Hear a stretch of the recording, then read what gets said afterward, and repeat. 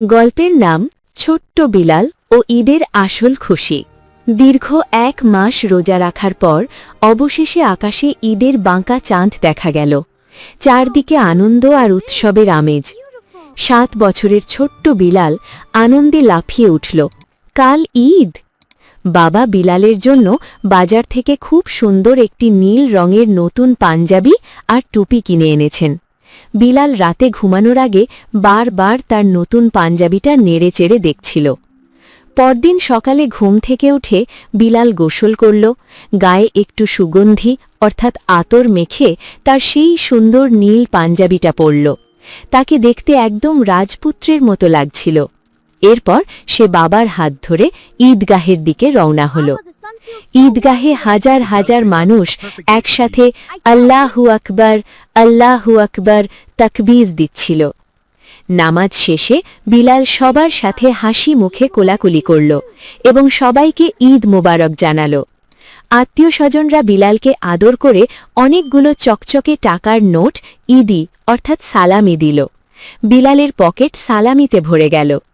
বাবার সাথে হাসি মুখে বাড়ি ফেরার পথে হঠাৎ বিলালের চোখ গেল রাস্তার পাশের একটি বড় গাছের নিচে।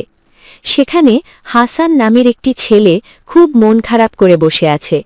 হাসানের পরনে কোনো নতুন জামা নেই, তার শার্টটা অনেক পুরনো আর একটু ছেঁড়া। রাস্তার অন্য সব বাচ্চারা যখন নতুন জামা পরে হাসাহাসি করে খেলছে, হাসান তখন একা বসে কাঁদছে। হাসানকে দেখে বিলালের হাসি মুখটা মলিন হয়ে গেল। তার মনে পড়ে গেল গত শুক্রবার জুম্মার খুতবায় হুজুর বলেছিলেন, ঈদের দিন কোনো গরিব প্রতিবেশী যেন না খেয়ে বা মন খারাপ করে না থাকে, সেদিকে খেয়াল রাখা আমাদের দায়িত্ব। বিলাল তার পকেটে হাত দিল। সেখানে তার সালামির অনেকগুলো টাকা। বিলাল দৌড়ে বাবার কাছে গিয়ে বলল, বাবা, আমি আমার সব সালামির টাকা দিয়ে হাসানকে একটা নতুন জামা কিনে দিতে চাই। ও মন খারাপ করে বসে থাকলে আমার ঈদ তো একদমই ভালো কাটবে না। ছেলের মুখে এমন সুন্দর কথা শুনে বাবার বুক গর্বে ভরে গেল। তিনি বিলালকে আদর করে বললেন, মাশাআল্লাহ বিলাল, তুমি একদম ঠিক বলেছ।